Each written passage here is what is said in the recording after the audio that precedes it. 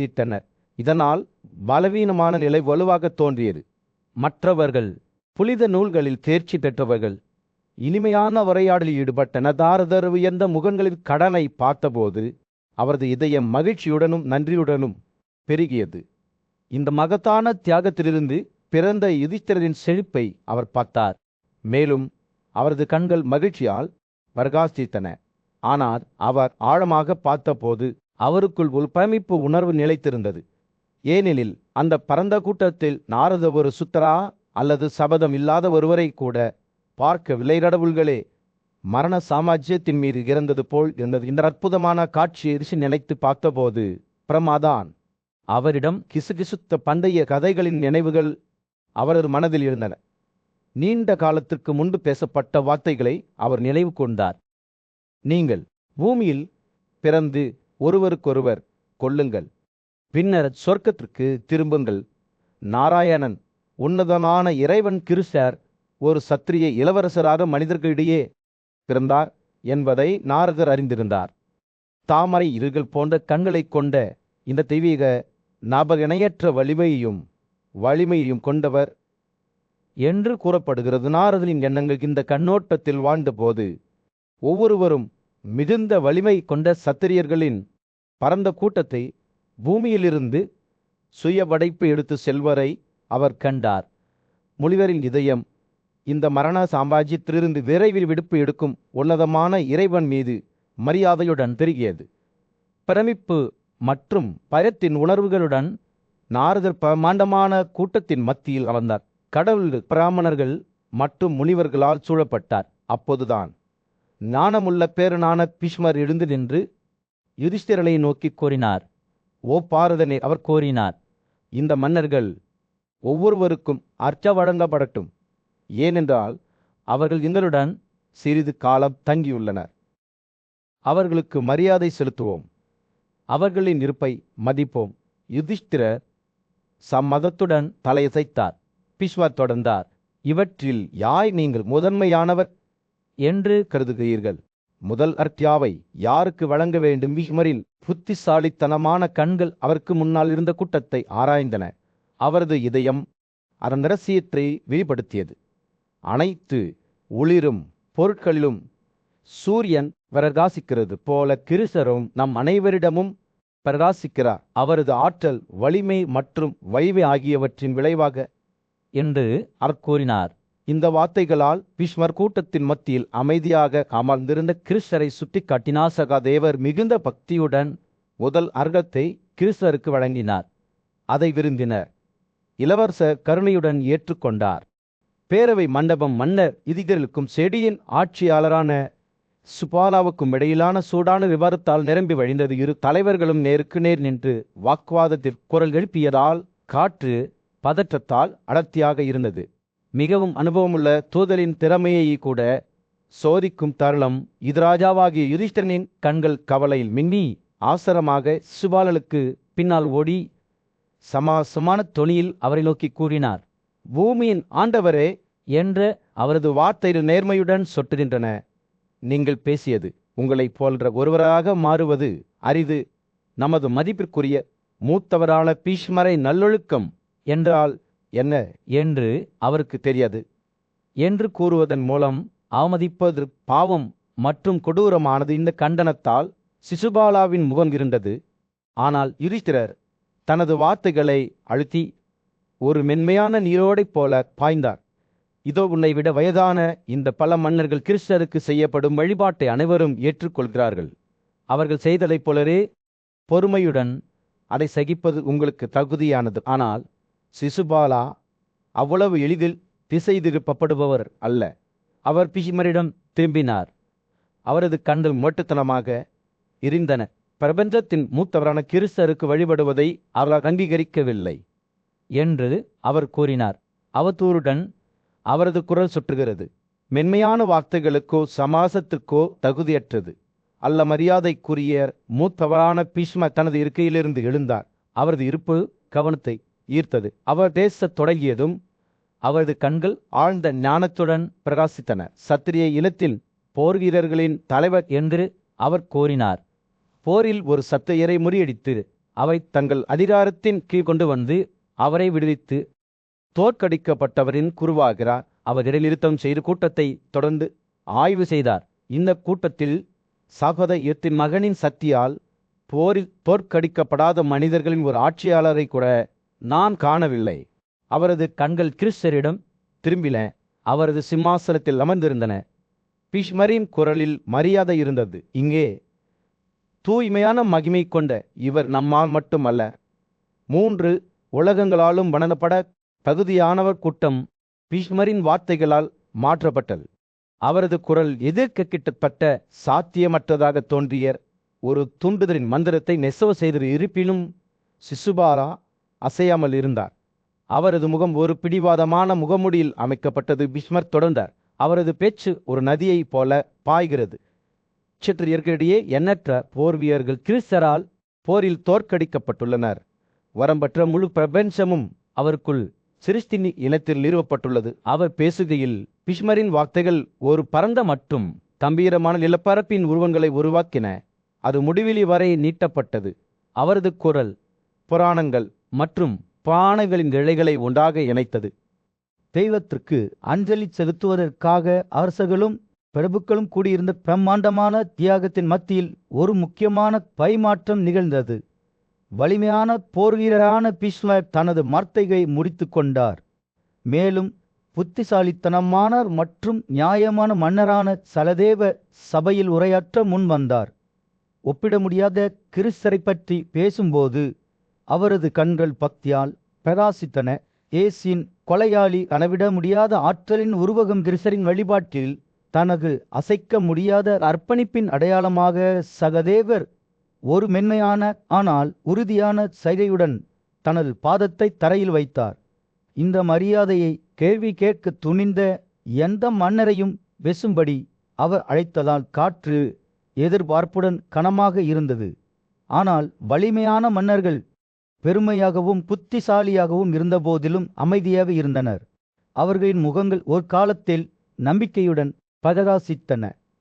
இப்போது வெளிர் மற்றும் தொந்தரவாக தோன்றின. அவர்களின் பேசப்படாத சந்தேகங்களுக்கு பதிலளிக்கும் விதமாக சரதேவரின் தலை மீது மழை பெய்தது போல ஒரு வெளிப்புற குரல் ஒப்புதல் வார்த்தைகளை கிசுகிசுத்தது.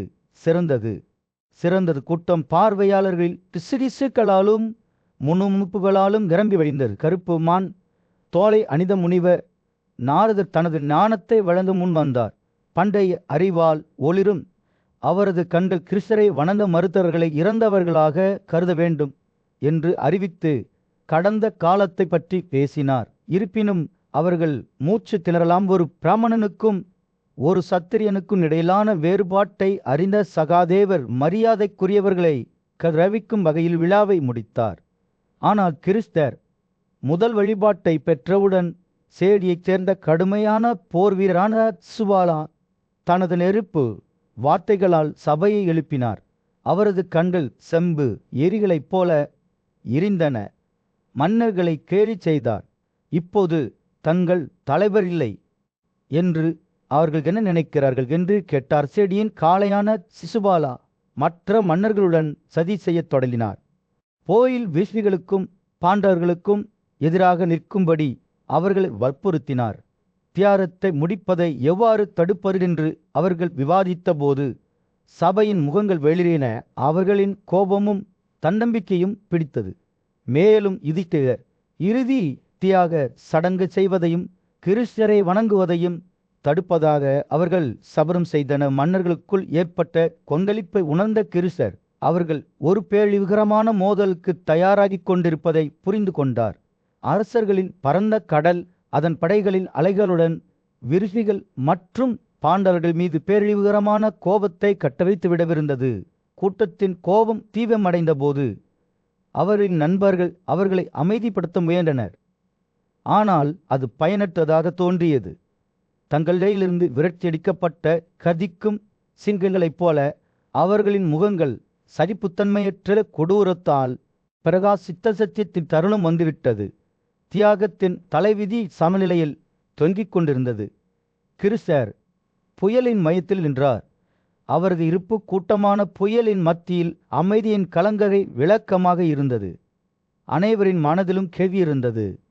ஒரு சகாப்தத்தின் முடிவில் கடுமையான காற்றால் அடித்து நொறுக்கப்பட்ட அந்தளிப்பான கடலைப் போல கொந்தளித்த மன்னர்களின் பரந்த கூட்டத்தின் மத்தியில் யுதிஷ்டிரர் வீரமாக நின்றார். ஒழுக்கத்தில் தேர்ச்சி பெற்ற நியாயமான மன்னர், குருக்களின் புத்திசாலியும் மரியாதைக்குரியவருமான பேரனான தனது மதிப்பிற்குரிய தாத்தா பீஷ்மரை அணுகினார். அவசர உணர்வுடன் இந்த துரோக மன்னர்களின் கடலில் எப்படி பயணிப்பது என்பது குறித்து யுதிஷ்டிர வழிகாட்டுதல்களை நாடினார். பாட்டி என்று அவர் கோரினார். இந்த அரசர்களின் கடல் கோரத்தால் நடுங்குகிறது. என் தியாகம் தடையின்றி இருக்கவும், என் குடிமக்கள் பாதிக்கப்படாமல் இருக்கவும் நான் என்ன செய்ய வேண்டும் என்று சொல்லுங்கள். அவரது வார்த்தைகளின் எடை ஒரு புயல் இரவின் வாக்குறுதியைப் போல காற்றில் தொங்கிக் கொண்டிருந்தது. ஞானத்தின் தூணாகிய பீமர் தெளிவான இரவில் நட்சத்திரங்களைப் போல பிரகாசிக்கும் கண்களால் யுதிஷ்டிரரை பார்த்தார். குருக்களில் புலியே, பயப்படாதே என்று பீஷ்மர் தனது குரலை மலையைப் போல் நிலை நிறுத்திக் கொண்டு பதிலளித்தார். ஒரு நாய் ஒரு சிங்கத்தை கொல்ல முடியுமா? இந்த சூறாவளியை கட்டுப்படுத்த நான் ஒரு வழியை கண்டுபிடித்து விட்டேன். நாய்கள் தூங்கிக் கொண்டிருக்கும் சிங்கத்தின் முன் கத்துவதைப் போலவே இந்த மன்னர்களும் விரிஷி வம்சத்தின் தூங்கிக் கொண்டிருக்கும் சிங்கத்தின் முன் கோபத்தில் குறைக்கின்றனர். பீஷ்மரின் வார்த்தைகள் ஒரு தெளிவான உருவத்தை வரைந்தன. யுதிஷ்டிரர் கவனமாக கேட்டாமையாகவே குழந்தையே பீஷ்மர் தொடர்ந்தார். மாறாதவனாகிய அச்சுதன் அதன் குகையில் ஒரு சிங்கத்தைப் போல தூங்கிக் கிடக்கிறான். அவர் விழிக்கும் செய்திகளின் சிசுபாலார் என்ற இந்த மாபெரும் மன்னர் இந்த மன்னர்களிடையே தொடர்ந்து சண்டையை தூண்டி விடுவார். பீஷ்மரின் வார்த்தைகள் அவர்கள் அனைவரையும் பிழைத்த விதியின் சிக்கலான வலையை பற்றிய ஆழமான புரிதலுடன் சொட்டு சொட்டார இருந்த செய்திகளின் பொல்லாத மனப்பான்மை கொண்ட அந்த ராஜாவான சிசுபாலா மற்ற எல்லா மன்னர்களையும் தனது இருளின் சுழிக்குறுக்க முயன்றார். ஆனால் பீஷ்மர் வஞ்சகத்தின் முக்காடு வழியாக பார்த்து உண்மையை வெளிப்படுத்தினார். சிசுபாலா மிகப்பெரிய விளையாட்டில் ஒரு சிப்பாய் மட்டுமே, அது இருப்பின் கட்டமைப்பால் விளையாடப்பட்டதும் அதவன் பிறக்காதவன் என்று பீஷ்மர் அறிவித்தார். 3 உலகங்களிலும் உள்ள அனைத்து உயிரினங்களின் மூதாதையர் மட்டும் அழிப்பவர். அவரது விருப்பமே நம் அனைவரையும் வழிநடத்தும் நீரோட்டம். இந்த வார்த்தைகளால் பீஷ்மரின் கண்கள் மரண மண்டலத்திற்கு அப்பால் பிரபஞ்சத்தின் இதயத்திற்குள் பார்ப்பது போல் தோன்றிய திலானியான பேரன் பேசி முடித்ததும் செய்திகளின் கடுமையான மன்னரான சிசுபாலா கடுமையான மற்றும் முரட்டுத்தனமான நடத்தையுடன் முன்னேறினார். அவரது குரல் ஒரு கோடை நாளில் இடி முழக்கம் போல சபையில் எதிரொலித்தது.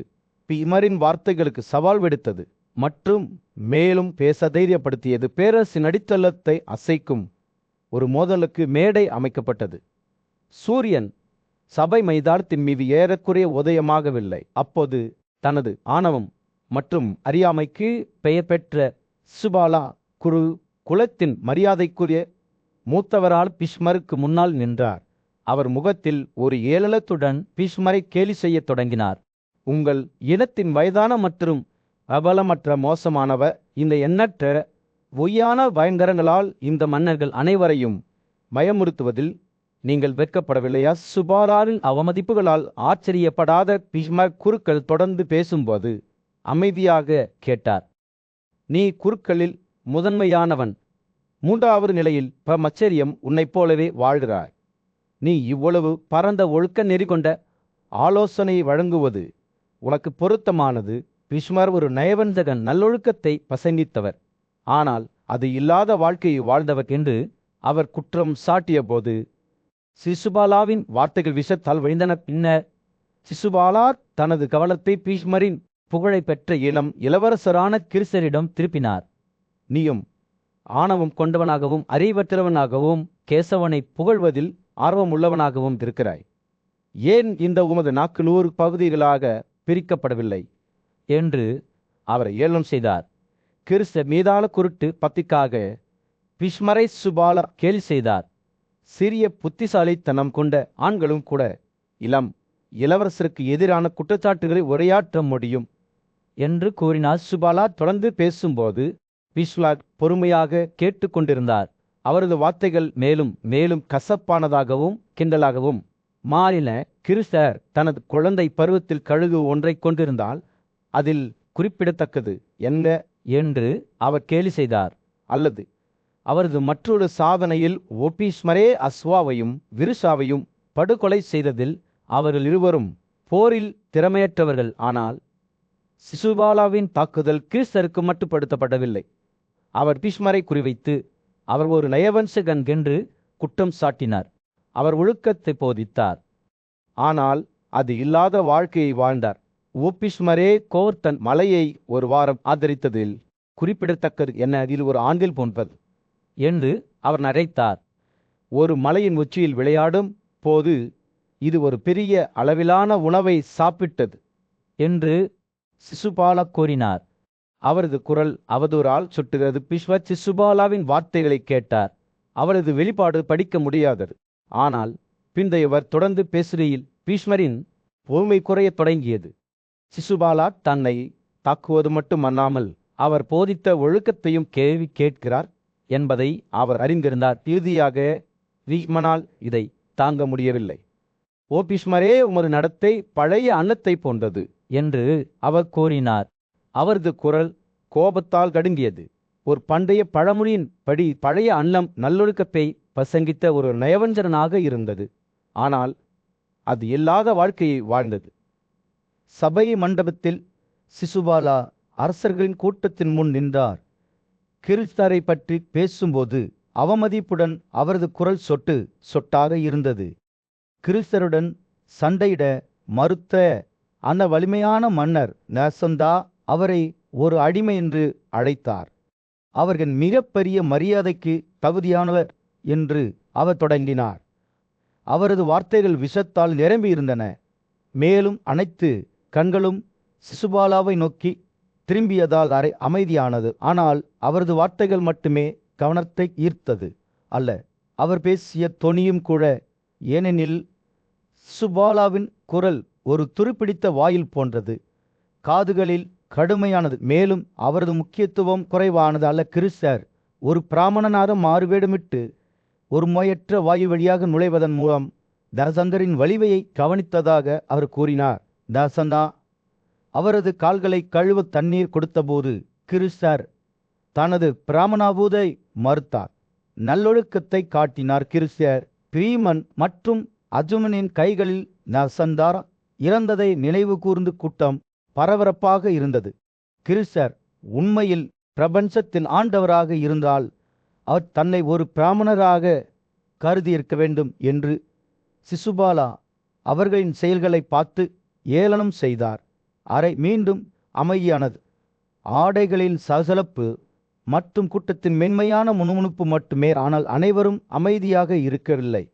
மிகுந்த ஆற்றலுடன் இருந்த பீம்சேனா சிசுபாலாவின் வார்த்தைகளை அதிக கோபத்துடன் கேட்டுக்கொண்டிருந்தார். அவரது கண்கள் இயற்கையாகவே பெரியவை மற்றும் தாமரை இலைகளைப் போல விரிவடைந்தன. இப்போது அவரது கோபத்தில் தக்கத்தால் தாமிரத்தைப் போல சிறப்பு நிறத்தில் ஒளிரும் கூடியிருந்த மன்னர்கள் அவரது நெற்றியில் 3 கோடுகள் சுருக்கங்களை பார்த்தனர். பீம்சேனா கோபத்தில் தனது பற்களை நசுக்கத் தொடங்கிய போது மன்னர்கள் யுகத்தின் முடிவில் மரணத்தை ஒத்த அவர் முகத்தை பார்த்தனர். ஒவ்வொரு உயிரிழத்தையும் விழுங்க தயாராக இருந்தனர். மிகுந்த மன ஆற்றலுடன் ஹீரோ ஆசாரமாக குதிக்கவிருந்ததால் காற்று பதற்றத்தால் அடர்த்தியாக இருந்தது. ஆனால் குருக்களின் சக்தி வாய்ந்த ஆயுதம் ஏந்திய பெரிய தலைவரான மகாதேவர் மகாசேனரை பிடித்ததை போல அவரை பிடித்தார். ஒரு மென்மையான ஆனால் உறுதியான பிடியுடன் அவர் பீமனை தடுத்து நிறுத்தினார்.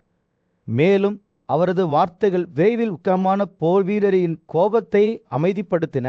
அதன் கண்டங்களை ஒருபோதும் மீயாத கடலைப் போல மழைக்காலத்தின் தண்ணீரால் வீங்கியிருந்தாலும் பீமரின் வார்த்தைகளுக்கு கீழ்ப்படிய முடியவில்லை. இருப்பினும் துணிச்சலான சிசுபாலா பீம்சேனாவின் கோபம் இருந்த போதிலும் பயத்தில் நடுங்கவில்லை. அவர் கோபத்தில் ஒரு சிறிய மிருகத்தையும் திணிக்காக சிங்கத்தைப் போல உயரமாக நின்றார். சேடியின் சக்தி வாய்ந்த மன்னர் அத்தகைய கோபத்தில் பீமனின் பயங்கரமான வலிமையை பார்த்து சிரித்தார். அவரை விடுவியுங்கள். பீஷ்மரே, அனைத்து மன்னர்களும் ஒரு பூச்சியைப் போல என் வல்லமையால் எரிந்து அவரை பார்க்கட்டும். சேடி ராஜ்யத்தில் அதன் ஆட்சியாளருக்கு ஒரு விசித்திரமான குழந்தை பிறந்தது. சிசுபாலா அவர் அறியப்பட்டபடி மற்றவர்களைப் போலல்லாமல் ஒரு நபராக இருந்தார். அவருக்கு 3 கண்கள் மற்றும் 4 கைகள் இருந்தன. மேலும் அவர் தனது முதல் மூச்சை எடுத்த தருணத்திலிருந்து அவர் ஒரு இரத்த கசப்பான ஆறலை வெளிப்படுத்தினார். இது அவரது பெற்றோர் மற்றும் அவர்களின் அரசவை உறுப்பினர்களின் முதுகெலும்பை நடுங்க செய்தது. ராஜாவும் ராணியும் காளையுடன் தங்கள் அருகில் இருந்தனர். அவர்கள் குழந்தையின் தலைவிதியை பற்றி அஞ்சினர். ஆனால் அவர்கள் அவரை கைவிடவிருந்தபோது ஒரு காணப்படாத குரல் பேசினார். சிசுபாலா மகத்துவத்திற்காக விதிக்கப்பட்டவர் என்று அவர்களுக்கு உறுதியளித்தார். அவரது பயங்கரமான தோற்றம் இருந்தபோதிலும் குழந்தை வலுவாகவும் அதிர்ஷ்டமாகவும் வளரும் என்றும் குழந்தை பருவத்தில் அவர் இறந்துவிட மாட்டார் என்றும் தீர்க்க தரிசனம் உரைத்தது. தனது மகனின் பிறப்பை சுற்றியுள்ள அபாயகரமான அறிகுறிகளிலிருந்து இன்னும் திகைத்து போன ராணி கண்ணுக்கு தெரியாத நபரிடம் குழந்தையின் எதிர்காலத்தை பற்றி மேலும் வெளிப்படுத்துமாறு கெஞ்சினார். சிசுபாலாவின் இறுதி மரணத்திற்கு யார் பொறுப்பு என்று அவள் கேட்டார். மேலும் ஒரு மறைமுகமான பதிலை சந்தித்தார். யாருடைய மடியில் இந்த குழந்தை வைக்கப்படுகிறதோ அவரது தேவையற்ற கைகள் அவரது விருப்பத்தின் மேல் ஒரு ஜோடி 5 தலை பாம்புகளைப் போல தரையில் விழும். யாரை பார்க்கும்போது நெற்றியில் அவரது 3வது கண் மறைந்துவிடும். அவருடைய கொலையாளியாக இருப்பார். இந்த தீர்க்கதரிசனம் நாடு முழுவதும் அதிர்ச்சியை ஏற்படுத்தியது. விரைவில் நாடு முழுவதிலுமிருந்து மன்னர்கள் அசாதாரணமான குழந்தையை பார்ப்பதற்காக செய்திக்கு திரண்டனர். மன்னர் தனது பார்வையாளர்களை பிரியப்படுத்த ஆர்வமாக இருந்தார். ஒவ்வொரு மன்னருக்கும் சிசுபாலாவின் மடியில் கொடுத்தார். ஆனால் அவரை யார் பிடித்தாலும் அசாதாரணமானது எதுவும் நடக்கவில்லை. சக்தி வாய்ந்த நாதவ வீரர்களான சன்கஜனக் மற்றும் ஜனாதனா ஆகியோர் செய்திக்கு வந்தபோதுதான் தீர்க்கதரிசனம் வெளிவரத் தொடங்கியது. அவர்கள் ராணி உட்பட தங்கள் உறவினர்களுடன் அமர்ந்தபோது சிசுபாலாவின் 3வது கண் மற்றும் கூடுதல் கைகள் அப்படியே இருந்தன. அவர் துவாராவதியின் கடவுளான கிறிஸ்தரின் மடியில் வைக்கப்படும் வரை ஒரு நொடியில் அவரது மிதமின்றிய கைகால்கள் தரையில் விழுந்தன. அவரது 3வது கண் மறைந்து விட்டது. ராணி பயத்தில் நடுங்கி கிறிஸ்தரிடம் ஒரு வாரம் கேட்டார்.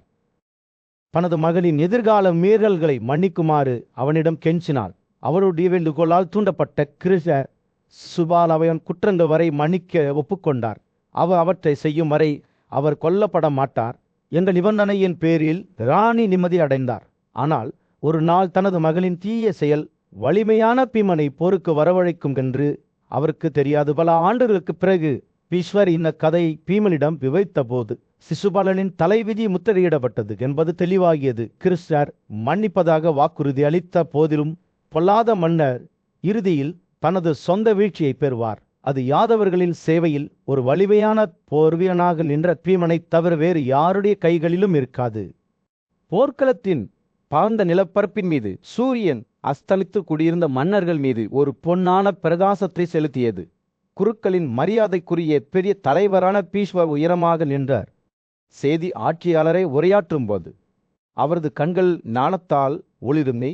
ராஜா பீஷ்வர் கூறினார், போரிடும்படி என்னை அழைக்கும் விருப்பம் உன்னுடைய மட்டுமல்ல, பிரபஞ்சத்தின் ஆண்டவரான கிறிஸ்தரின் கட்டளைதான்.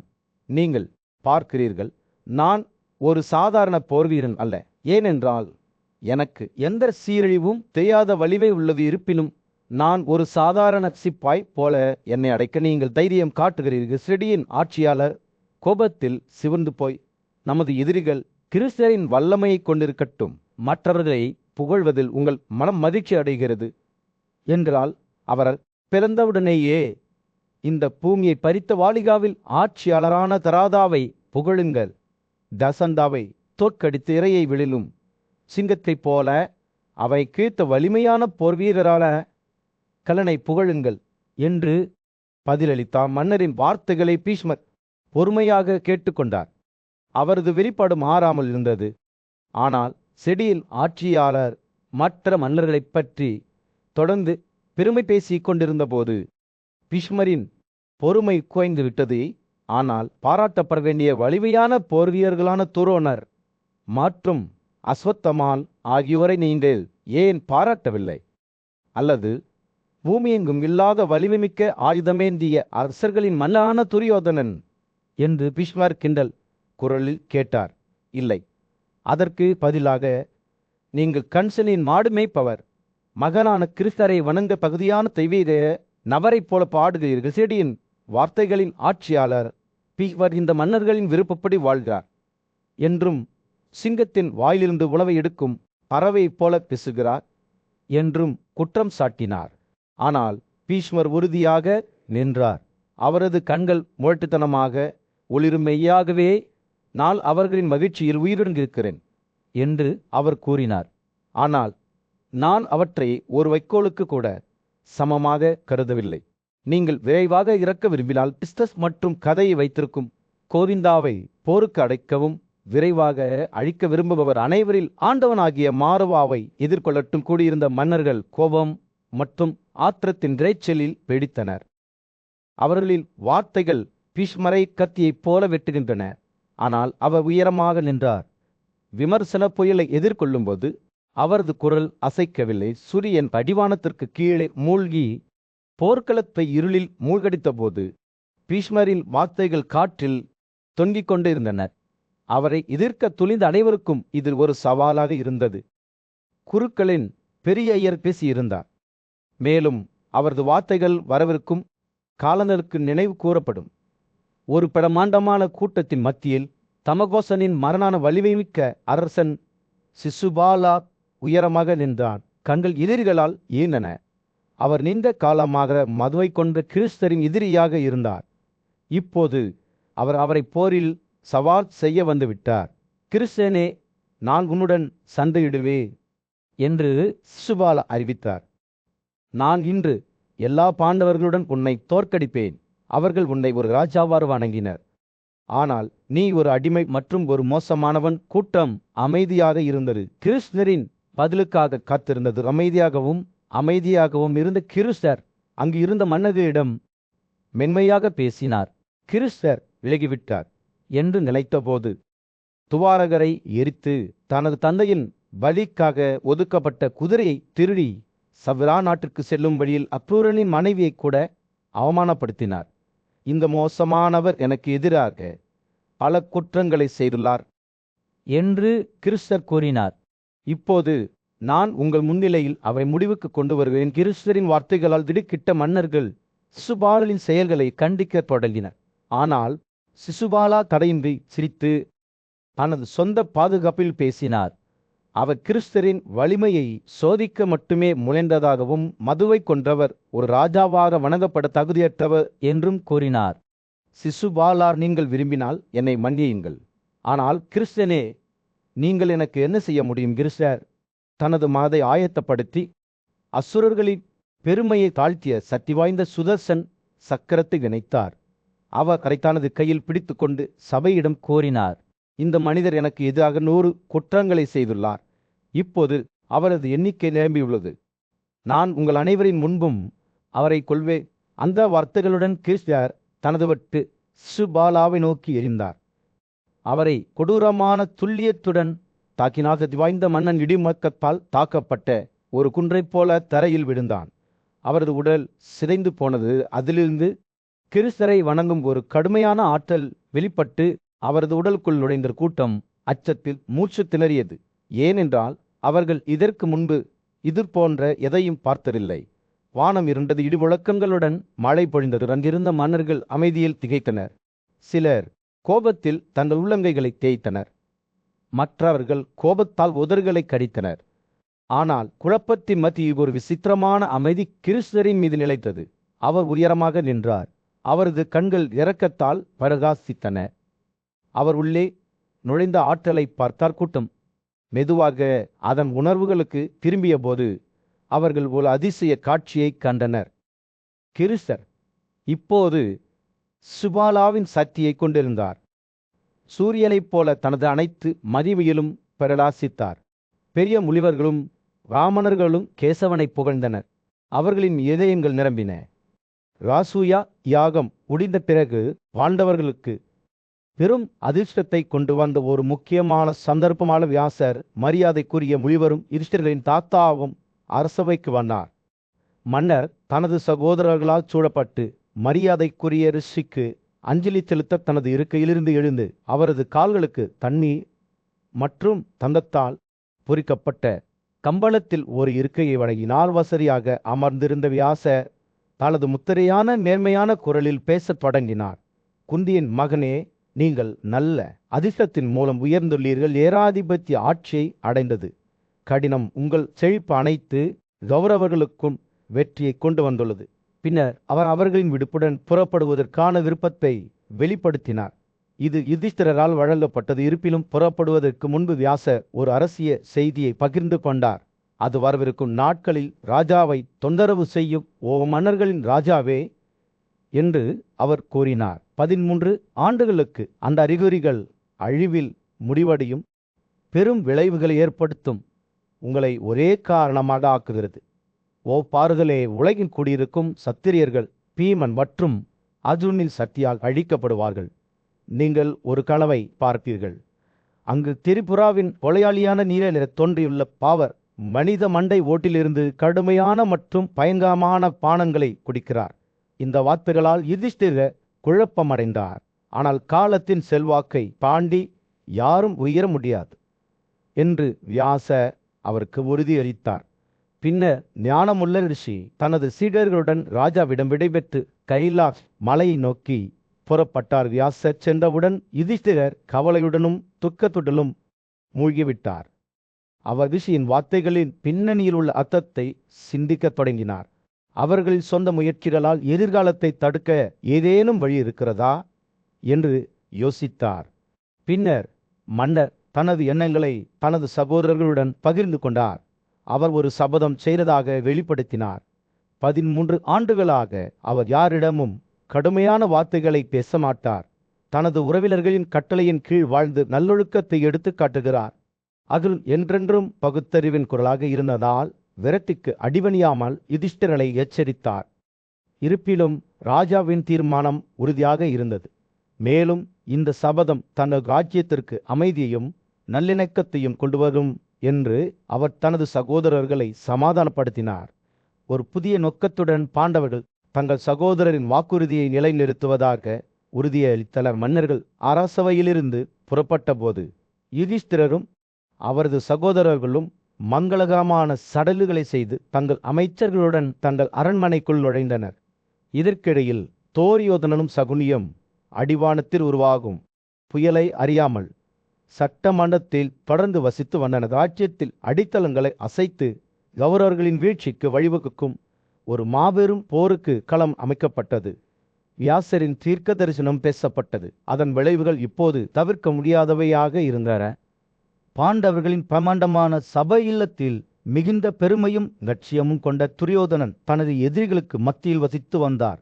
பல ஆண்டுகளாக பாண்டவர்களுக்கு எதிராக ரகசியமாக சதித்திட்டம் தீட்டிய தனது தந்திரமான மாமா சகுலியுடன் அவர் அரங்குகளில் சுற்றி தீர்ந்தார். அவர்கள் மாளிகையை ஆராய்ந்தபோது துரியோதனின் கண்கள் அதன் சுவர்களில் அலங்கரிக்கப்பட்ட வான வடிவமைப்புகளைக் கண்டு ஆச்சரியமடைந்தன. ஆனால் அவரது அசரத்திலும் அறியாமையிலும் அவர் ஒரு படிக மேற்பரப்பை ஒரு நீச்சல் குளம் என்று தவறாக நினைத்து தனது ஆடைகளை வரைந்தார். பின்னர் தனது கவரை உணர்ந்தார். தாமரை மலர்களால் அலங்கரிக்கப்பட்ட படிக நீர் ஏரியில் விழுந்தபோது அது திடமான நிலம் என்று நினைத்து அவமானம் அதிகரித்தது. வலிமையான பீமனும் மற்ற பாண்டவர்களும் துரியோதனின் தவறான சாசங்களை பார்த்து வெடித்து சிரிப்பதை தவிர்க்க முடியவில்லை. ஆனால் இளவரசர் கேலி செய்யப்படாமல் அலட்சியத்தின் முகமுடியின் பின்னால் தனது உணர்ச்சிகளை மறைத்தார். இருப்பிலும் மாளிகையில் செல்ல அவர் போராடுவதைக் கண்ட பாண்டவர்களின் தொடர்ச்சியான சிரிப்பை அவரால் தாங்க முடியவில்லை. ஒரு நாள் வறண்ட நிலம் என்று அவர் நினைத்ததை கடக்க முயன்ற போது துரியோதனின் தலை ஒரு படிக கதவை தாக்கியது. அவரை திகைக்க வைத்தது. பின்னர் அவர் மற்றொரு கதவை திறக்க முயன்றார். அது உண்மையில் திறந்திருந்தது. சங்கடத்தில் கீழே விழ மட்டுமே செய்தது. மூடப்பட்ட கதவுகளை திறந்த கதவுகள் என்று தவறாக எண்ணியதால் இளவரசரின் துயரங்கள் தொடர்ந்தன. ஒரு விதத்திலிருந்து இன்னொரு விபத்துக்கு எதிரி விழுந்தன. பாண்டவர்களின் அனுமதியுடன் சட்டமன்ற அவையிலிருந்து துரியோதனன் புறப்பட்ட போது அவரது இதயம் பொறாமையாலும் வெறுப்பாலும் துள்ளி குதித்தது. அவர் யுதிஷ்டிரரின் ராசிய தியாகத்தின் பிரமாண்டத்தையும் பாண்டவர்களை சுற்றியுள்ள செழிப்பையும் பார்த்தார். அவரது சொந்த நகரமான அஸ்தினாபூர் ஒப்பீட்டளவில் மந்தமாக தோன்றிய ராஜாவின் இதயம் பொறாமையின் எரியும் நெருப்பால் நுகரப்பட்டது. அவர் பார்த்த மற்றும் அனுபவித்த அனைத்தையும் பிரதிபலித்தார். அவர் இருளில் தவிக்கையில் தனது எதிரிகள் தெளித்து வளருவதை காண முடியவில்லை. தனது வேதனையில் துரியோதனன் சபை மற்றும் யுதிஷ்டிரரின் நிகரற்ற செழிப்பை தவிர வேறு எதையும் திண்டிக்கவில்லை. அவர் சாகுலியுடன் கஸ்தினபுரத்திற்கு திரும்பி சென்றபோது துரியோதனின் மனது சுய அழிவு பற்றிய எண்ணங்களில் மூழ்கியிருந்தது. அவர் தனது மாமாவிடம் அதிகம் பேசவில்லை. அவர் இல்லாத மனநிலையை கவனித்து, அவர் ஏன் இவ்வளவு தொந்தரவு செய்கிறார் என்று கேட்டார். பாண்டவர்கள் மீதான தனது பொறாமையின் ஆழத்தையும் வெறுப்பையும் வெளிப்படுத்தியனால் துரியோதனில் பதில் விஷத்தால் நிரம்பியிருந்தது. நான் கோடை காலத்தில் ஒரு ஆழமற்ற குளம் மட்டுமே என்று அவர் கூறினார். அவர்களின் செழிப்பில் நெருப்பால் வறண்டு விட்டேன். அத்தகைய அரச செல்வத்தை பெற எனக்கு எந்த வழியும் இல்லை. எனது முயற்சிகள் பயனற்றவை. விதி மிக உயர்ந்தது. நான் வெறும் ஒரு மனிதனே. தனது சொந்த ராஜ்யம் சீரழிந்தபோது தனது எதிரிகளின் செழிப்பை பற்றிய எண்ணத்தை தாங்க இயலாமை ஒப்புக்கொண்ட துரியோதனின் வார்த்தைகள் விரக்தியால் நிரம்பியிருந்தன. அவர் சகுனியை அவர்களின் தந்தையிடம் பேசும்படி கேட்டுக்கொண்டார். சாகுனி ஒரு தந்திரமான மற்றும் திறமையான ஆலோசகர். மன்னர் திருதராஷ்டிரரின் மூத்த மகனான துரியோதனனை நெருங்கிய போது ஹஸ்தினாபுரத்தின் பரபரப்பான தெருக்களில் சூரியன் பிடித்தது. சாகுனியின் கண்கள் அவர் பேசத் தொடங்கியதும் அவரது வார்த்தைகள் தூண்டுதலால் சொட்டு சொட்டாக இருந்தன. துரியோதனே, என் இளவரசனே என்று மெல்லிய குரலில் சொன்ன சாகுனி, பாண்டுவின் மூத்த மகன் யுதிஷ்டிரன் மீது பொறாமைப்பட வேண்டாம். பாண்டுவின் மகன்கள் நல்ல அதிர்ஷ்டத்தால் ஆசீர்வதிக்கப்பட்டுள்ளனர். மேலும் அவர்கள் தங்கள் சொந்த பகுதிகளால் ராஜ்யத்தில் தங்கள் இடத்தை பெற்றுள்ளனர். அவர்கள் திரௌபதியை தங்கள் மனைவியாகவும் துருபதலையும் அவரது மகன்களையும் கூட்டாளிகளாகவும் பெற்றுள்ளனர். மேலும் வலிமையான போர்வீரரான வாசுதேவா உலகை வெல்ல அவர்களுக்கு உதவுவதாக உறுதியளித்துள்ளார். யுதிஷ்டிரரின் வெற்றிகளை பற்றி குறிப்பிடுவதால் துரியோதனின் முகம் இருந்தது. தனது சகோதரர்கள் போரில் அதிக திறமையானவர்கள் என்றும் தங்கள் தந்தையால் அதிக விரும்பப்படுகிறார்கள் என்றும் அறிந்த அவர் எப்போதும் பாதுகாப்பின்மை உணர்வை உணர்ந்தார். சகுனி துரியோதனின் விரக்தியை உணர்ந்து அதன் மீது பாய்ந்தார். எதிரிகளின் கொலையாளியை சகுனி தொடர்ந்தார். எண்ணற்ற திட்டங்களின் மூலம் நீங்கள் பாண்டவர்களை அழிக்க முயற்சித்தீர்கள்.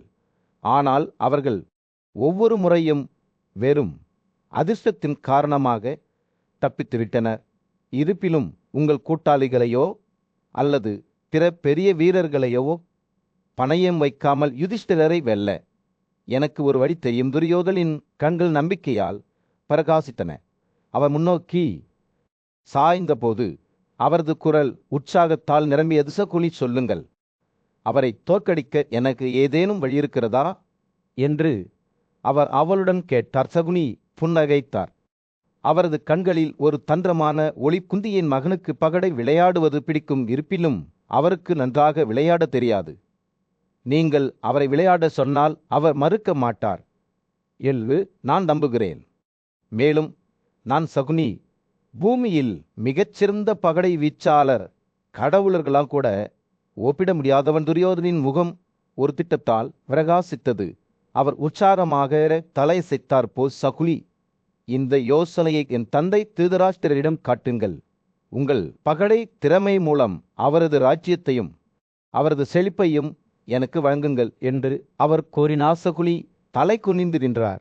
அவரது கண்கள் எதிர்பார்ப்புடன் மின்னின. ராஜாவே, நீங்கள் கட்டளையிடுவதை நான் செய்வேன் என்று அவர் கூறினார். நான் இந்த திட்டத்தை திருதராஷ்டிரரிடம் பிரதிநிதித்துவப்படுத்துவேன். மேலும் நான் வெற்றி பெறுவேன் என்பதில் எனக்கு எந்த சந்தேகமும் இல்லை. யுதிஷ்டிரரின் ராஜ்யத்தை உங்களுக்காக போரிடாமல் வெல்வேன். பிரமாண்டமான கூட்ட ஆங்கில் வசம்பாயன அரச குடும்பத்தில் அடித்தளத்தை ஒழுக்கும் ஒரு கதையை விவரிக்கத் தொடங்கினார். அதைக் கண்ட அனைவரின் இதயங்களிலும் அழியாத முத்திரையை விட்டு சென்ற மன்னர் யுதிஷ்டிரரில் கம்பீரமான வாசூயா தியாகத்தை பற்றி அவர் பேசினார். தியாகம் பற்றிய செய்தி பரவியதும் சோலாவின் மகன் சகுலி தனது சிம்மாசனத்தில் அமர்ந்திருந்த திருதராஷ்டிரரை அணுகினார். அவரது கண்கள் காலப்போக்கு மங்கிப் போயின. அவரது குரலில் ஒரு கவலையின் குறிப்புடன் சகுனி கூறினார், பெரிய மன்னரே, துரியோதனன் பொறாமையாலும் கவலையாலும் நுகரப்பட்டு விட்டார் என்பதை உங்களுக்கு தெரிவிக்க நான் வந்துள்ளேன். அவரது நிறம் மாய்ந்து விட்டது. மேலும் அவர் சோர்வடைந்து மனச்சோர்வடைந்ததாக தெரிகிறது. திருதராஷ்டிரரின் வெளிப்பாடு ஆர்வமாக மாறியது. மேலும் அவர் துரியோதனரிடம் தனது துயரத்தின் மூலத்தை வெளிப்படுத்துமாறு கேட்டார். துரியோதனன் பேசத் தொடங்கினார். அவரது வார்த்தைகள் முழு வெள்ளத்தில் ஒரு நதி போல கொட்டுகின்றன. தந்தையே, நான் யுதிஷ்டிரனின் செழிப்பால் துன்புறுத்தப்படுகிறேன். அவரது செல்வம் எல்லையற்றது. அவரது தாராள மனப்பான்மைக்கு வரம்புகள் இல்லை. அவர் ஆயிரக்கணக்கான பிராமணர்களுக்கு உணவளிக்கிறார். ஒவ்வொருவரும் 30 அடிமை பெண்களை தங்கள் அன்றாட வாழ்வாதாரமாக பெறுகிறார்கள். பூமியின் மன்னர்கள் அவருக்கு நகைர ரத்தினங்கள் மற்றும் கவர்ச்சியான விலங்குகளின் வடிவத்தில் கப்பம் கொண்டு வருகிறார்கள். துரியோதனன் பேசுகையில் அவரது வார்த்தைகள் பொறாமையுடனும் ஆழ்ந்த வெறுப்புடனும் இருந்தன. எனக்கு முன்னால் யுதிஷ்டிரனின் செல்வத்தை நான் காண்கிறேன். அது எனக்கு சொந்தமில்லை. என்றாலும் நான் பொறாமையால் நுகரப்படுகிறேன். ஒவ்வொரு நாளும் என் இதயம் எரிகிறது. அவர் தொடர்ந்து பேசுகையில் அவரது குர உணர்ச்சியால் நொறுங்கியது. இதோ தந்தையே, பாண்டவர்களின் அரண்மனை வளாகம் எண்ணற்ற மன்னர்களால் நிரம்பியுள்ளது. அவர்கள் யுதிஷ்டிரரின் வழியை காண வந்துள்ளனர். மன்னர்கள் தங்கள் செல்வத்தை கொண்டு வருகிறார்கள். அவர்கள் வைசியர்களைப் போல ஆகி பிராமணர்களுக்கு உணவை விநியோகிக்கிறார்கள். சகுனி துரியோதனின் வார்த்தைகளை கவனமாக கேட்டான். அவரது கண்கள் குறும்புத்தனத்துடன் விண்ணின. அவர் எளிமையான மற்றும் இணக்கமான குரலில் பேசினார். கேளுங்கள், ஓ துரியோதனே, யுதிஷ்டிரரின் செழிப்பின் ரகசியத்தை நான் உங்களுக்கு வெளிப்படுத்துவேன். நான் பகடை போடுவதில் திறமையானவன். உலகில் உள்ள அனைவரையும் விட உயர்ந்தவன். ஒவ்வொரு வீசுதலின் விளைவையும் என்னால் கணிக்க முடியும். எப்போது பணயம் வைக்க வேண்டும், எப்போது இல்லை. விளையாடவோ அல்லது போருக்கு அழைக்கப்படுகிறான். அவன் முன்வருவான். நான் உனக்காக தனது செல்வத்தை வெல்வதாக உறுதியளிக்கிறேன். சகுனி பேசும்போது துரியோதனின் கண்கள் உற்சாகத்தால் பிரகாசித்தன. அவர் திருதராஷ்டிரரை நோக்கி ஒரு உறுதியான வெளிப்பாட்டுடன் திரும்பினார். தந்தையே, இந்த பகடை விளையாட்டில் ஈடுபட சகுனிக்கு அனுமதி வழங்குங்கள். அவர் யுதிஷ்டிரருக்கு எதிராக விளையாடட்டும். அப்போது எனக்கு உரிய செல்வத்தை நான் அனுபவிப்பேன். துரியோதனின் வார்த்தைகளால் ஈர்க்கப்பட்ட திருதராஷ்டிரர் தனது புத்திசாலித்தனமான அமைச்சரான க்ஷதாவுடன் கலந்தாலோசிக்க முடிவு செய்தார். ஞானியும் நீதியுமான மன்னன் ஜனமேயா அரண்மனையின் பிரமாண்டமான மண்டபத்தில் தனது முனிவர் சாந்தியுடன் அமர்ந்திருந்தபோது தஸ்திலாபுரத்தின் மீது சூரியன் அஸ்தமிக்க தொடங்கியது. ஜனமேயா சாந்தியிடம் தனது மூதாதையர்களான பாண்டவர்களுக்கு துக்கத்தை ஏற்படுத்திய பகடையில் நடந்த அதிர்ஷ்டமான விளையாட்டின் கதையை விவரிக்க சொன்னபோது காற்று ஆவலுடன் அடர்த்தியாக இருந்தது. சாந்தி தலையசைத்து, மதிப்பிற்குரிய முனிவரும் வியாசரின் சீடருமான வைசம்பாயனர் இந்த கதையை சொல்லத் தொடங்கினார். ஹஸ்திலபுரத்தின் பெரிய கூட்ட அரங்கில் தான் மன்னர் திருதராஷ்டிரர் தனது மகன் துரியோதனனை தன்னுடன் தனிமையில் பேச அழைத்தார் என்று அவர் கூறினார். பகடை விளையாட்டுகளில் ஈடுபடுவதை தவிர்க்குமாறு துரியோதனருக்கு அறிவுறுத்திய திருதராஷ்டிரரின் வார்த்தைகள் அக்கறையுடனும் ஞானத்துடனும் இருந்தன. விதுரர் அதை அங்கீகரிக்கவில்லை என்று அவர் கூறினார். அவர் பிரபஞ்சத்தின் ரகசியங்களை அறிந்த ஒரு முனிவர். அவரது ஆலோசனை எப்போதும் நமக்கு நன்மை பயக்கும். திருதராஷ்டிரர் துரியோதனருடன் தொடர்ந்து நியாயப்படுத்தினார். பகடை மூலம் செல்வத்தை பின்தொடர்வது அழிவுக்கு மட்டுமே வழிவகுக்கும் ஒரு பாதை என்று விளக்கினார். ஆனால் துரியோதனின் இதயம் ஏற்கனவே பொறாமையாலும் வெறுப்பாலும் மூழ்கியிருந்தது. அவர் யுதிஷ்டிரரின் தலைமையின் கீழ் பாண்டவர்கள் செழித்து வளர்வதையும் அவர்கள் நாடு முழுவதிலுமிருந்து கப்பம் பெறும்போது அவர்களின் ராஜ்யம் செழித்து வளர்வதையும் பார்த்து வளர்னார். அவரது சொந்த குடும்பத்தின் செல்வமும் சக்தியும் அவர்களின் எதிரிகளால் மறைக்கப்படுவதை பற்றிய சிந்தனை அவரை எரியும் பொறாமையால் நிரப்பியது. துரியோதனன் திருதராஷ்டிரரிடம் நான் ஒரு மோசமான மனிதர் என்று ஒப்புக்கொண்டார். நமது எதிரிகளின் செழிப்பை நான் காண்கிறேன். அது எனக்கு மிகவும் வேதனை அளிக்கிறது. ஒரு படிக ஏரியை தண்ணீராக தவறாக நினைத்ததிலிருந்து பீமனும் அதுலனும் சிரித்ததாய் பாண்டவர்களால் அவமானப்படுத்தப்பட்ட பல நிகழ்வுகளை அவர் நினைவு கூர்ந்தார். வைசம்பாயனர் பேசும்போது ஜனமேயா கவனமாக கேட்டான். துக்கத்தால் அவரது இதயம் கலத்தது. இந்த துயர கதை கடந்த காலத்தில் கதை மட்டுமல்ல, கட்டுப்பாடற்ற லட்சியம் மற்றும் பேராசை ஆகியவற்றின் ஆபத்துக்களை பற்றிய எச்சரிக்கையாகும் என்பதை அவர் அறிந்திருந்தார். துரியோதனனின் குடும்பத்தில் அதேபோல் அவர்களின் எதிரிகளின் தலைவிதி காற்றில் அசைந்து கொண்டிருக்கும் ஒரு மென்மையான தாமரை மலரைப் போல சமநிலையில் தொங்கிக் கொண்டிருந்தது விசம்பாயனர். தனது கதையை முடித்தவுடன் சட்டப்பேரவை மண்டபம் அமைதியானது. ஜனமேஜயாவின் கண்கள் தண்ணீரால் நிரம்பி வடிந்தன. அவர் தனக்கு முன் கூடியிருந்தவர்களின் முகங்களை பார்த்தார். பரடை விளையாட்டின் கதை ஒரு வேதனையான உண்மையை வீட்டிற்கு கொண்டு வந்தது. அதிகாரத்தையும் செல்வத்தையும் பின்தொடருவது உன்னதமான ஆத்மாக்களையும் கூட அழிவின் பாதையில் வழியெடுத்தும் அதன் பின்னணியில் துக்கத்தையும் வருத்தத்தையும் மட்டுமே விட்டுச் செல்லும். திருதராஷ்டிரரின் மூத்த மகனான துரியோதனன் நீதிமானான மன்னன் யுதிஷ்டனின் அரண்மனைக்கு சென்றபோது அஸ்தினாபுரத்தின் மீது சூரியன் உதயமாகவில்லை. தன்னை சுற்றிலுள்ள தம்மாண்டத்தை பார்த்தபோது அவரது இதயம் பொறாமையால் நிரம்பியது. தெருக்கள் உலகின் அனைத்து மூலைகளிலிருந்தும் மக்களால் நிரம்பின.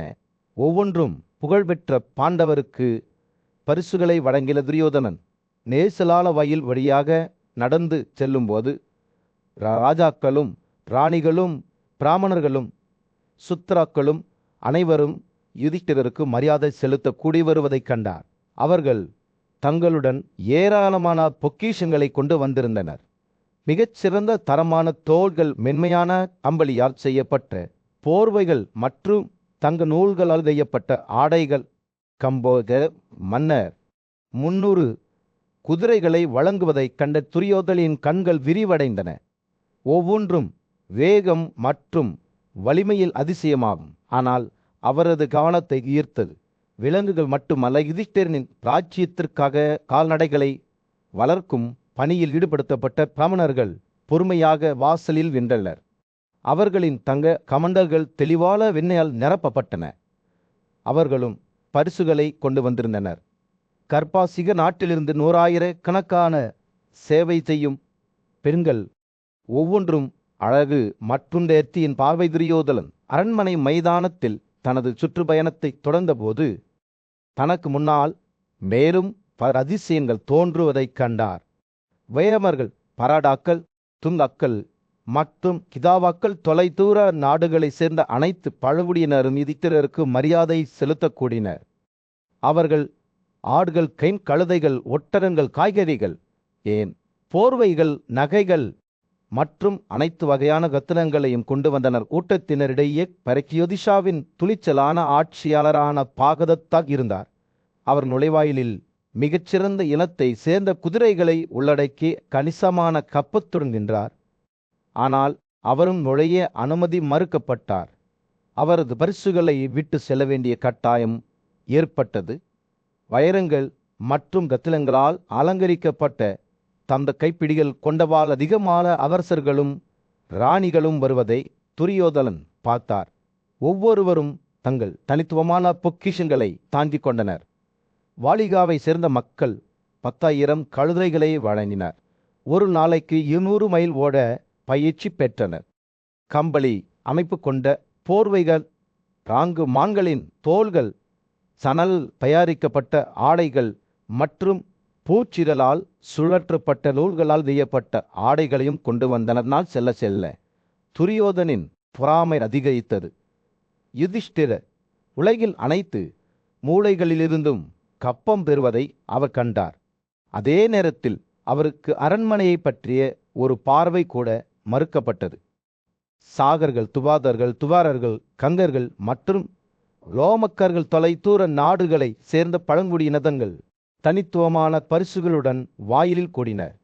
பெரிய யானைகள், 10,000 குதிரைகள் மற்றும் மில்லியன் கணக்கான தங்கம். ஆனால் எல்லோருக்கும் அந்த அதிர்ஷ்டமில்லை என்று தோன்றியது. தரை விரிப்புகள் உட்பட மதிப்புமிக்க பொருட்களை வழங்கிய கிழக்கத்திய நாடுகளை சேர்ந்த மன்னர்கள். தரஸ்தேனபுர புறநகரில் சூரியன் பிரகாசமாக பிரகாசித்துக் கொண்டிருந்த போது துரியோதனன் மன்னர் யுதிஷ்டிரர் முன் நின்றார். நாடு முழுவதிலும் இருந்து மன்னர்கள் வழங்கிய பரந்த அளவிலான அஞ்சலிகளை அவர் நினைவு கூறத் தொடங்கிய போது அவரது கண்கள் ஆர்வமும் அவமதிப்பும் கலந்த கலவையால் பிரகாசித்த. நிதோ பாவமில்லாதவரே என்று தனது குரலில் கிண்டல் செய்த துரியோதனன், மன்னர் யுதிஷ்டிரரின் செல்வத்தின் பிரம்மாண்டம், செலோதா ஆற்றில் கரையில் வாழ்ந்த காசர்கள், ஏசானாக்கள் மற்றும் அர்கர்கள் துருவங்களில் அளவிடப்பட்ட தங்க குறியல்களை கொண்டு வந்தனர். அவை கடின உழைப்பாளி எறும்புகளால் பூமியின் அடியிலிருந்து பிரித்தெடுக்கப்பட்டன. அவர்களின் கப்பம் அவர்களின் தொழில் மற்றும் புத்திசாலித்தனத்திற்கு ஒரு சான்றாகும். துரியோதனன் பேசுகையில் அவரது பார்வை யுதித்தலில் அரண்மனையின் வாயிலை நோக்கி சென்றது. அங்கு மன்னர்களின் கடல் தங்கள் காணிக்கைகளை வழங்க காத்திருந்தது. மலைவாழ் பழங்குடியினர் தங்கள் கரடு முரடான உடலமைப்புகளுடனும் கடுமையான முகங்களுடனும் கவனத்துடன் நின்று தங்கள் தலைகளை வணங்கினர். அவர்கள் பலவிதமான பரிசுகளை கொண்டு வந்திருந்தனர். மென்மையான கருப்பு சாமரக்கல் சந்திர கதிர்களைப் போல வெள்ளை பிமாவத்தின் மலர்களிலிருந்து பிரித்தெடுக்கப்பட்ட இனிப்பு பேன், வடக்கு குருக்களிலிருந்து பூக்களின் மாலைகள் மற்றும் புனித கைலாசத்திலிருந்து பல்வேறு தாவலனது கதையை தொடரும்போது துரியோதனின் குரல் வெறுப்புடன் வழிந்தோடியது. பற்களுக்கு ஆயுதம் ஏந்திய கிராதர்கள் சந்தனம் கற்றாழை மற்றும் கருப்பு கற்றாழை ஆகியவற்றை சுமந்து கொண்டு வந்திருந்தனர். அவர்களில் அஞ்சலி அவர்களின் கொடூரத்திற்கும் தற்காப்பு வலிமைக்கும் ஒரு சான்றாக இருந்தது. அவர் இடைநிறுத்தினார். அவருக்கு முன் கூடிய கூட்டத்தை ஆய்வு செய்தார். மேலும், ராஜாவே, கையாடர்கள், தாரதர்கள், தருவாக்கள், சூரர்கள், வயமகர்கள், ஆடும் வாரர்கள், துர்விபாதர்கள், குமாரர்கள், பராடாக்கள் மற்றும் வாடிகர்கள் அனைவரும் வாசலில் பொறுமையாக காத்திருந்தனர். துரியோதனன் பேசுகையில் அரண்மனை வாயில்களிலிருந்து அரசர்களின் ஊர்வலம் புறப்பட்டது. அவர்களுடன் அவர்களின் உதவியாளர்களும் இருந்தனர். அவர்கள் தங்கம், வாசனை திரவியங்கள், நகைகள் மற்றும் ரத்தினங்கள் போன்ற பல்வேறு பரிசுகளை எடுத்துச் சென்றனர்.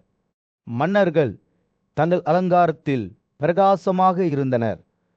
அவர்களின் யானைகள் தங்க வளையல்கள் மற்றும் சிறந்த போர்வைகளால் அலங்கரிக்கப்பட்டன. காந்தர்வர்களின் மன்னன் சித்தாரதன் 400 குதிரைகள் கொண்ட ஒரு படைக்கு காற்றின் வேகத்தை பரிசாக வழங்கினார். மற்றொரு காந்தவரான தும்புரு தங்கத்தால் அலங்கரிக்கப்பட்ட 100 குதிரைகளை வழங்கினார். மெச்ச பழங்குடியினரான சுகராக்கள் பல நூற்றுக்கணக்கான சிறந்த யானைகளை வழங்கினர். மத்ஸ்ய மன்னன் விராடன் தங்கத்தால் அலங்கரிக்கப்பட்ட 2000 யானைகளை வழங்கினார். பரிசுகள் தொடர்ந்து வந்தன. பான்சுவைச் சேர்ந்த வசுதனா 26 யானைகளையும் 2000 குதிரைகளையும் வழங்கினார். எட்லசேனா 14000 பெண் ஊழியர்களையும் 10,000 பெண் பணியாளர்களையும் தங்கள் மனைவியர்களையும் நூற்றுக்கணக்கான சிறந்த யானைகளையும் தனது முழு ராஜ்யத்தையும் நன்கொடையாக வழங்கினார். வாசுதேவா மரத்தான தியாக மைதானத்தின் மீது சூரியன் அஸ்தமித்து யுதிஷ்டிரருக்கு அஞ்சலி செலுத்துவதற்காக கூடியிருந்த மன்னர்கள் மற்றும் முனிவர்களின் கூட்டத்தின் மீது ஒரு சூடான ஆரஞ்சில ஒளியை செலுத்தியது. திருதராஷ்டிரரின் மகன் துரியோதனன் கூட்டத்தின் மத்தியில் நின்று நிகழ்வின் பிரகாசத்தில் கண்களை குடித்தார். அவர் மரியாதைக்குரிய மன்னரை பார்த்தபோது துரியோதனனின் குரல் காற்றில் எதிரொலித்தது. உலகம் முழுவதும் மதிக்கப்படும் அந்த மன்னர்கள் சத்தியத்திற்கும் நல்லொழுக்கத்திற்கும் அர்ப்பணிக்கப்பட்டவர்கள், மிகுந்த கற்றல் மற்றும் சொற்பொழிவை கொண்டவர்கள், முடிசூட்டலின் பிரமாண்டமான சடங்குகளுக்கு உட்படுத்தப்பட்டவர்கள் அனைவரும் காத்திருந்து யுதிஷ்டிரரை வணங்குகிறார்கள். தூரத்து அரசர்கள் காணிக்கையாக கொண்டு வந்த வெள்ளை தாமிர கலன்களை துரியோதனின் பார்வை பார்த்தது. விலையுயர்ந்த ஆரணங்களால் அலங்கரிக்கப்பட்ட ஆயிரக்கணக்கான காட்டு நாய்கள் அருகில் பொறுமையுடன் நின்று தங்கள் முறைக்காக காத்திருந்தன.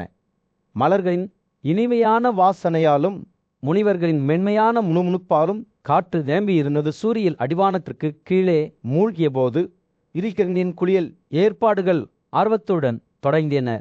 நாட்டின் அனைத்து மூலைகளிலிருந்தும் மன்னர்கள் சடங்கு சுத்திகரிப்புக்காக தண்ணீர் கொண்ட ஜாடிகளை கொண்டு வர விரைந்தனர்.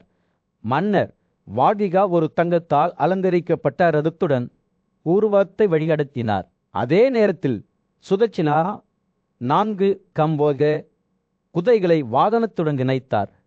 சுலிதாவும் சேரி ஆட்சியாளரும் முறையே கீழ் கம்பம் மற்றும் கொடி கம்பத்துக்கு பொருந்தும் வகையில் ஒன்றாக வேலை செய்தனர். தற்கத்திய நாட்டின் மன்னர் தனது அஞ்சல் கோட்டுடன் தயாராக நின்றார்.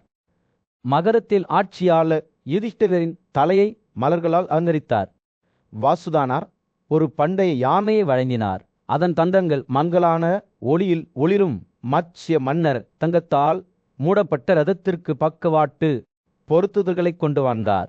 ஏகலவ்யர் தனது மிகச்சிறந்த காரணிகளை வழங்கினார். ஏற்பாடுகள் முடிவடையும் தருவாயில் இருந்தபோது துரியோதனின் கண்கள் வியப்புடன் விரிந்தன.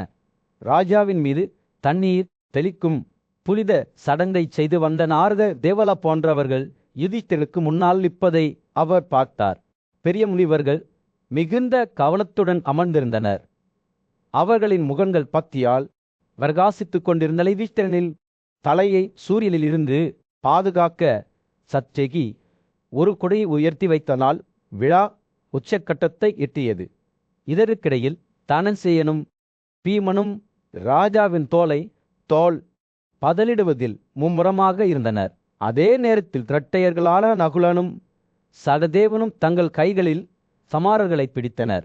விஸ்வகர்மனால் 1000 விஸ்கண்டர் தங்கத்தால் வடிவமைக்கப்பட்ட ஒரு அற்புதமான சங்கீதத்தை பெருந்தடல் கொண்டு வந்தது. தனது குளியலறையிலிருந்து யுதிஷ்டிரர் பிரகாசமாகவும் புத்துணர்ச்சியுடனும் வெளியே வந்தபோது துரியோதனின் இதயம் புரட்சியால் பெருகியது. தஸ்திலாபுரத்தின் பிரமாண்டமான அரங்குகளில் மன்னர் திருதராஷ்டிரர் தனது சிம்மாசனத்தில் அமர்ந்தார். அவரது கண்கள் அவரது மூத்த மகன் துரியோதனன் மீது நிலைத்திருந்தன. மன்னர் பேசத் தொடங்கிய போது அவரது வார்த்தைகள் அவரது மகனின் நலனில் ஆழ்ந்த அக்கறையுடன் இருந்தன. துரியோதனனே, என் மகனே, நீ எங்கள் குடும்பத்தில் மூத்தவன். என் முதல் மனைவிக்கு பிறந்தவன். உங்கள் பிறப்புரிமை உங்கள் சகோதரர்களான பாண்டவர்களால் அச்சுறுத்தப்படவில்லை என்பதை நீங்கள் புரிந்து கொள்ள வேண்டும் என்று நான் விரும்புகிறேன். அவர்கள் சமமான செல்வத்தை கொண்டிருக்கலாம், அவர்களுக்கு ஆதரவாக நிற்கும் நண்பர்களை கொண்டிருக்கலாம். ஆனால் அவர்கள் மற்றவர்களுக்கு சொந்தமானதை ஏமாற்றவோ ஆசைப்படவோ மாட்டார்கள் என்று அவர் கூறினார். தனது தந்தையின் வார்த்தைகளை கேட்கும்போது துரியோதனின் முகம் உணர்ச்சிகளின் கலவையால் உரிந்தது. பாண்டவர்களில் மூத்தவரான யுதிஷ்டிரர் மீது அவருக்கு நீண்ட காலமாக பொறாமை இருந்தது. ஆனால் திருதராஷ்டிரர் தொடர்ந்தார். அவரது குரல் மென்மையானது ஆனால் உறுதியானது. யுதிஷ்டிரர் ஒரு நியாயமான மற்றும் உன்னதமான இளவரசர் துரியோதனன். அவர் எந்த வஞ்சகத்தையும் அறியவில்லை. தனது சொந்த முயற்சிகளால் செல்வத்தை சம்பாதித்துள்ளார். உங்களுக்கு உரிமையானதை நீங்கள் ஏன் ஆசைப்பட வேண்டும்? உங்களுக்கு நண்பர்களும் கூட்டாளிகளும் உள்ளனர். அவர்கள் உங்கள் பக்கத்திலேயே விற்கிறார்கள். அதிகாரம் மற்றும் செல்வாக்கின் அடிப்படையில் நீங்கள் யுதிஷ்டிரருக்கு சமமானவர். அவர் பேசும்போது திருதராஷ்டிரரின் கண்கள் அவரது மகளின் ஆன்மாவை தொட்டது போல் தோன்றியது. துரியோதனே, பிறரின் உடைமைகளை அடைவது ஒரு அற்பமான மற்றும் அற்பமான விஷயம். உண்மையான மகத்துவம் செல்வத்தை குறிப்பதில் இல்லை, ஆனால் தன்னிடம் உள்ளதை திருப்தியாக வைத்துக் கொள்வதிலும் தனது சொந்த கொள்கைகளின்படி வாழ்வதிலும் உள்ளது. ராஜாவின் வார்த்தைகள் ஒரு சவால் போல காற்றில் தொங்கிக் கொண்டிருந்தன. தனது மகனை தனது பொறாமைக்கு மேலே எழச் செய்வது போல் தைரியப்படுத்தியது போல வெறிய தியாகங்களை செய்வதற்கான கண்ணியத்தை நீங்கள் விரும்பினால் அவர் தொடர்ந்தார். பூசாரிகள் உங்களுக்கு சப்தம் சடங்கை ஏற்பாடு செய்யட்டும். பூமியின் மன்னர்கள் பரிசுகளையும் செல்வத்தையும் கொண்டு வருவார்கள். உங்கள் நிலை பாதுகாப்பாக இருக்கும்.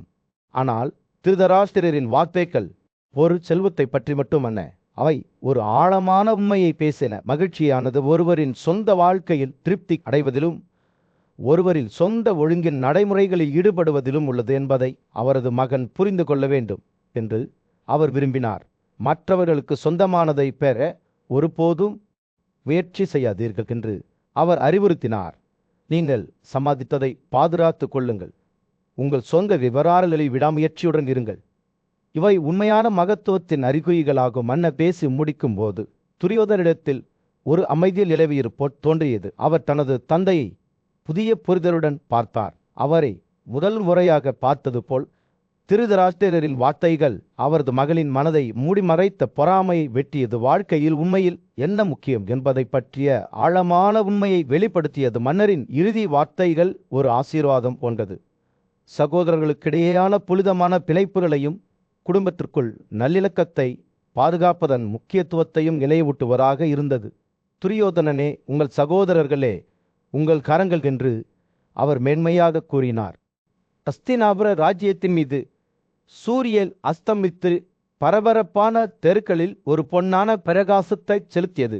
மன்னர் திருதராஷ்டிர மற்றும் ராணி காந்தாரியின் மூத்த மகனான துரியோதனன்